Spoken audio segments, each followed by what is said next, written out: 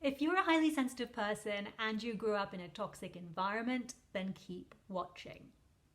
So maybe you had a toxic or narcissistic parent, and they were very emotionally abusive or controlling and manipulative. Or maybe you witnessed your parents going through a divorce or a breakup and there was a lot of chaos and a lot of shouting. Or maybe you had a sibling who was always very much louder than you and you felt a little bit pushed aside. Whatever it was for you, growing up in a chaotic environment can have a huge impact on us, and it can often be the root of a lot of negative patterns that we end up carrying with us. Now, just to be clear, I am not interested in placing blame on anyone. I am just interested in helping you build your awareness towards the root cause of your tendencies that you've carried with you so that you can begin to address them. So especially if you are a very reserved, highly sensitive person, then you are probably very much the observer and the mediator among the chaos. The one who's constantly checking on everyone, making sure everyone's okay. And if they didn't seem okay, you were probably the one trying to reassure them and help them and rescue them from that uncomfortable place that they were in. Because it made you uncomfortable too.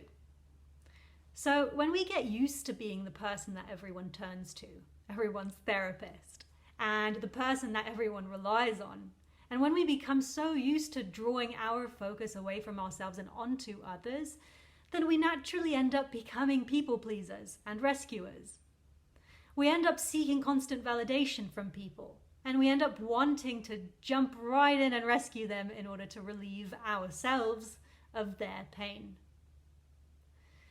As empaths, we feel the pain of others. We are deeply affected by other people's moods, and we are deeply affected by people's joy as well as their pain. We cannot help that. And there are two ways that we can choose to see that part of ourselves. One is we can either choose to see it as something that limits us, or we can see it as the reason why we can find so much fulfillment in being of service to others. And to me, that's what finding your purpose is all about. It's about being of service to others in a way that feels incredibly fulfilling and joyful from within. It means using our gifts and our abilities to actually change other people's lives. And it means that we can help and heal others in a way that they've never dreamt possible.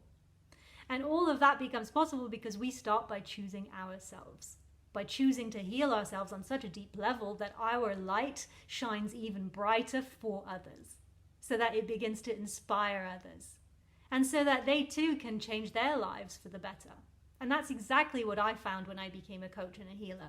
I found that the more I focused on my own inner healing and my growth, the more it enabled me to help others on the level that I am able to today. And that inner growth is totally ongoing as well. There is always another level that I'm working towards. My goals keep shifting so that I can keep stepping it up. Because when we stop doing that, and when we lose focus on that need that we have, that need to continue to grow, then the more we end up remaining stagnant and the less able we become to serve others.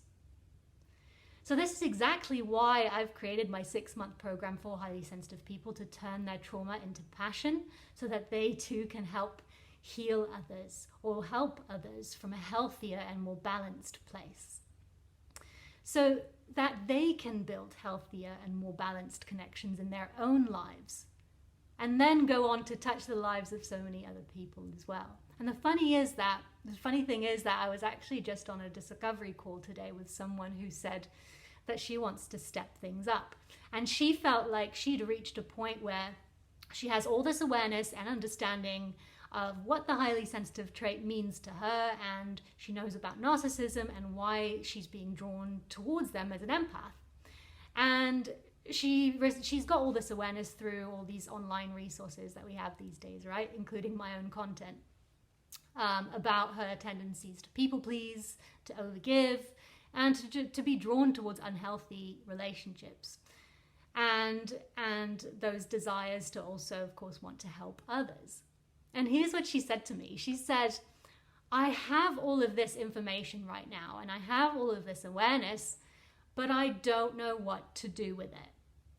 And that is where a coach comes in. And that is exactly why she booked that call with me, right? Like so many people I've worked with, she came from a background of years of therapy and even became a therapist and psychotherapist herself. But she soon realized that she wants to build on this understanding that she already has and figure out how to move forward and how to build a fulfilling and purposeful life for herself. And she knew that to do that, she had to start by breaking certain patterns. She realized that she'd become a big people pleaser, but said that it took a lot to admit that to herself. Does that sound like you as well? That is super common. And that is the thing about about the work that I do. It takes a lot of courage to do this work, to confront your patterns. It takes a lot of courage to stand up and say, I need to work on this. What I am doing right now isn't working for me. And maybe I need someone to take me by the hand and show me how to turn this awareness that I have into action steps towards my goals of pursuing my purpose. So that's exactly what a coach does and what I help my clients with. So right now, I have a January offer on my program, which ends on the 24th of January. And this is for my 6-month program for highly sensitive people. So if you'd like to know more, or if you'd just like to find out if we'd be a good fit, then the first thing I'd suggest doing is to drop me a private message and have a conversation. And then I'll be able to assess if it looks like I would be of help and we can get on a call together. Does that sound good? So if that sounds scary, if it does, then it's probably a good thing, because it means that you'd be trying something different.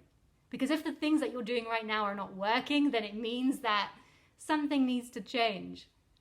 So if you're ready to find that little bit of courage within you, then drop me a private message and let's start having a casual chat about it and about whatever it is that you're going through right now.